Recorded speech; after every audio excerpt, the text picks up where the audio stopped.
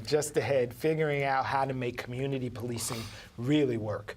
But before we bring in our panel of concerned citizens, let's listen to President Obama from last year when he met with the group he commissioned, the Task Force on 21st Century Policing.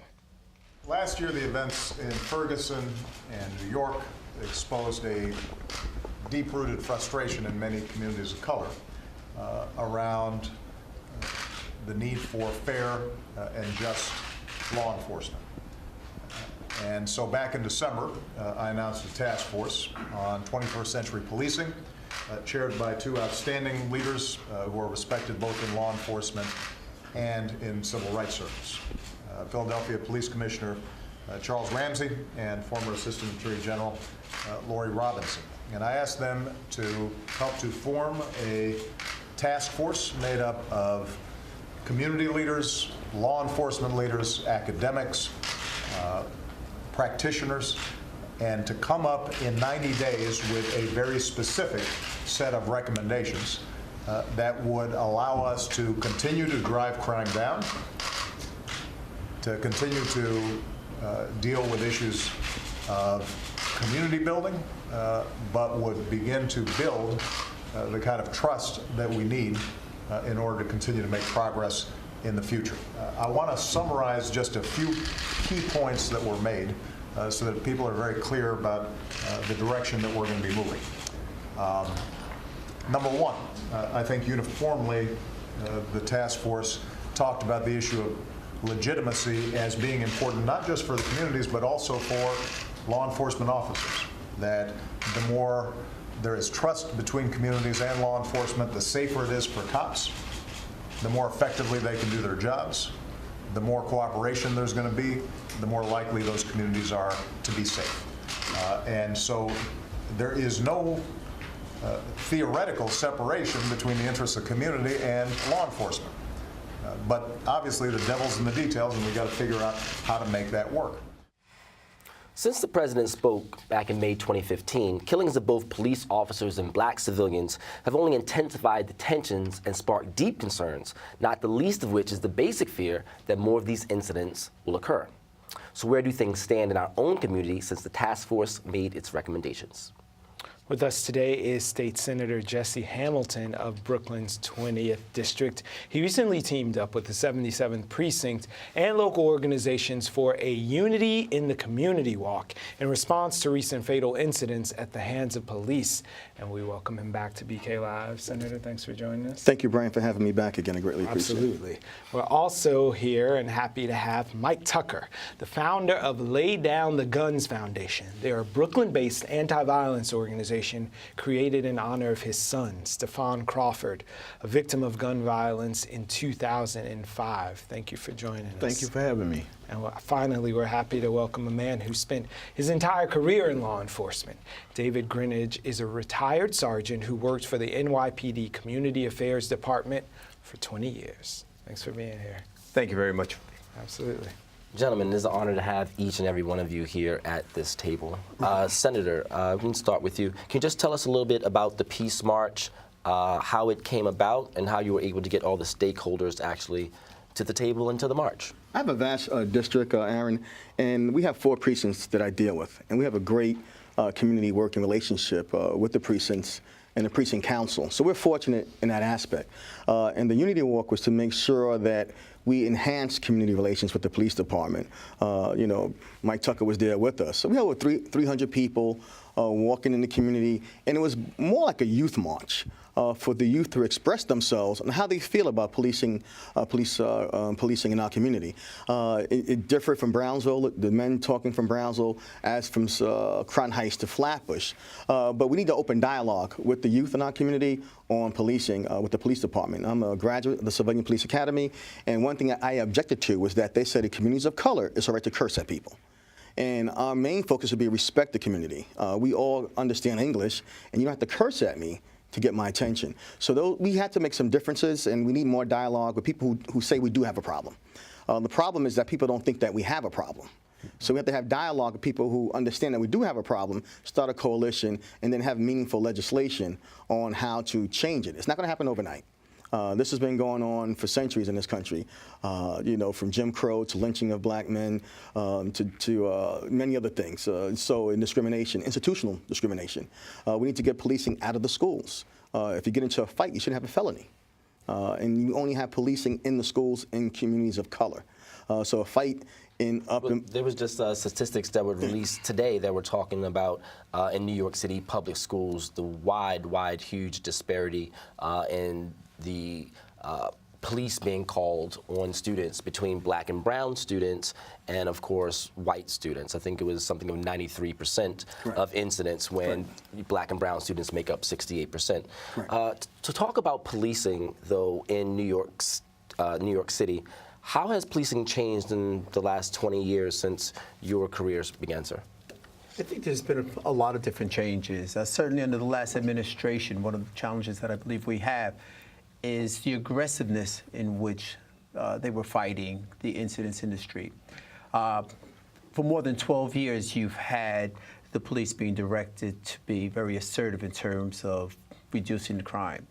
As a result of that, all the community policing programs that were in place prior to that has been dismantled. You have a whole generation of police officers that don't understand what it's like to talk to an individual.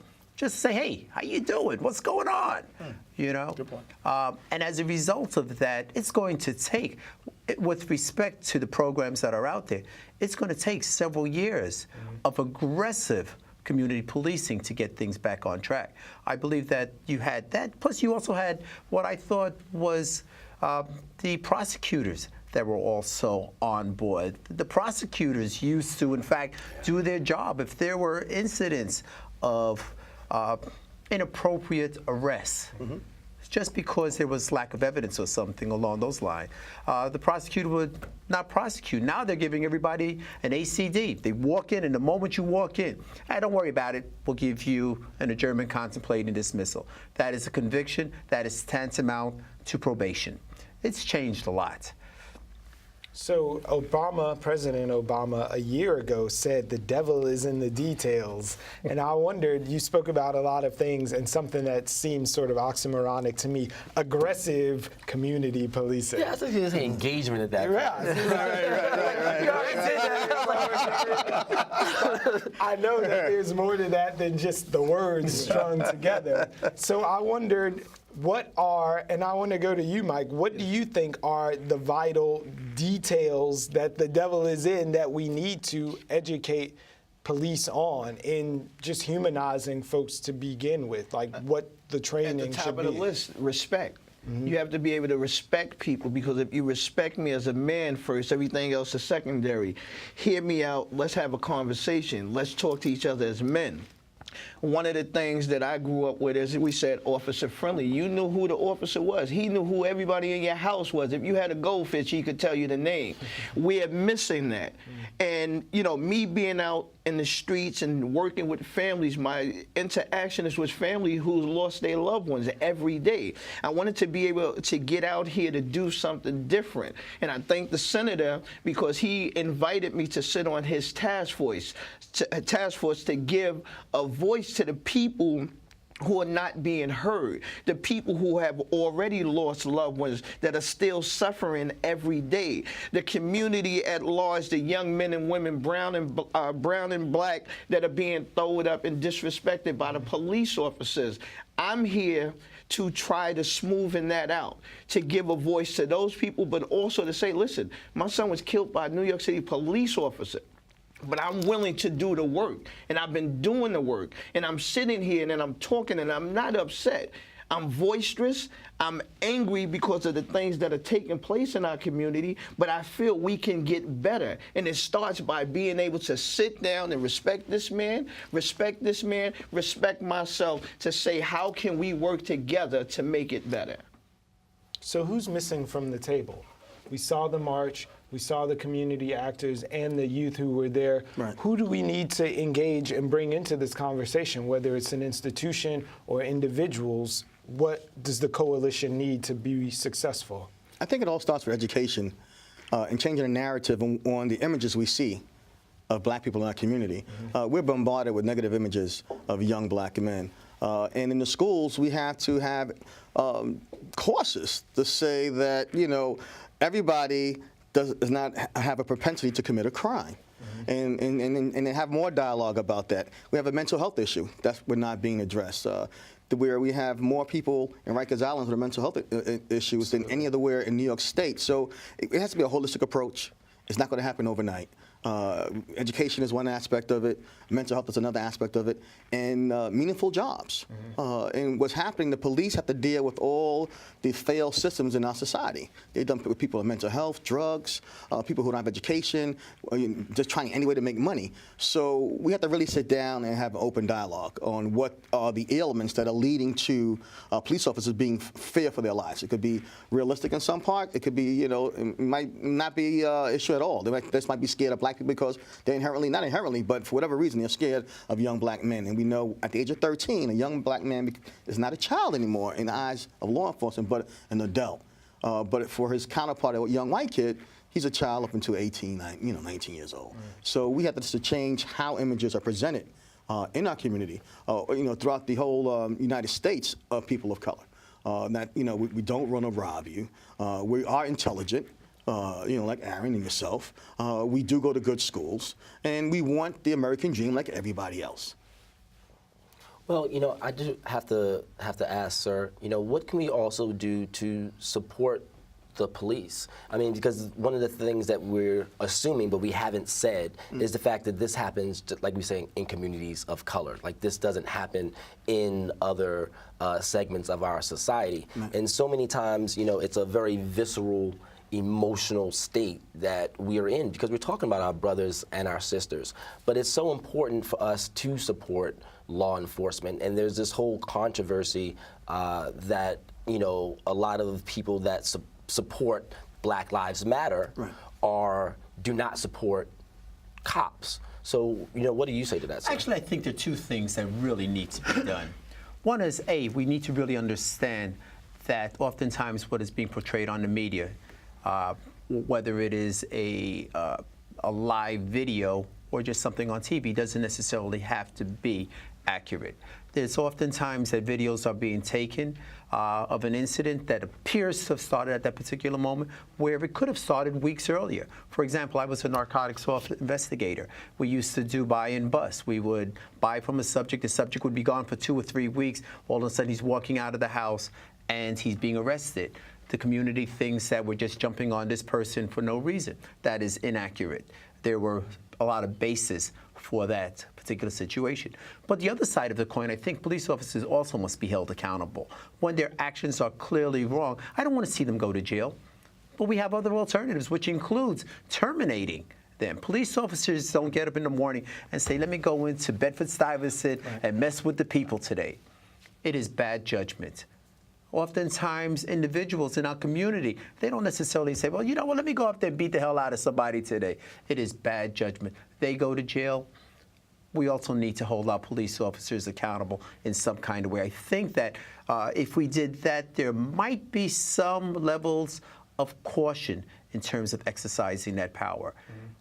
If you did that, I believe there would be more trust in the system from community to the law enforcement. Well, let's start with the top down because we know Bratton, he said this week he's on his way out. So come election time, there's going to be a new commissioner, and each person who's running is going to have to trot out their vision for policing in New York in 2016 and beyond. So I wonder what you want to see at the top of the list, who you would like to see engaging the community as the chief that gets to spread the culture of policing. One of the things that I suggested a few years ago, I suggested before the mayor did his town hall meeting. I would like to see a town hall meeting with the police commissioner, the mayor, the Brooklyn district attorney, the Brooklyn DA, I'm sorry, I said that already, Pat Lynch, to come and sit down and have a town hall meeting with brown and black brothers and sisters, all of the stakeholders that's being disrespected, throw it up against the wall, and explain to them why your police officers can't do their job without disrespecting me or sending me to jail or violating me in front of my community that I have to walk through and live in every day, whether they there or not. That's the problem. So that's what I'm looking to see. Who's willing to come out when it's not an election and come and sit down and talk to the people? That's the problem. There's no communication unless it's an election time or something, unless somebody's murdered or something. All of the press conferences and stuff, all of the money that's allocated, forget allocating money to a nonprofit organization. I'm an independent organization. Nobody don't give me anything. I get out here and created a community hub program to work with the businesses in Brooklyn to support my community initiatives. Y'all taking money, give back. Show the community that y'all are concerned. But these are, like I said, the things that need to happen. They need to come out and sit down and talk to us. Don't wait until an election. Don't wait until somebody get killed. What you can do now. Do what you can do about gun violence today so we don't have to worry about it tomorrow. All right. That's going to be our final word, or it's completely out of time. I do want to say that you can follow the organization and support at ltgdf.org yes. and follow them on Twitter as well. I just followed Thank you the you. other day I as well. appreciate it. No, we appreciate you. Thank you, gentlemen. Good job. Thank Good you. job.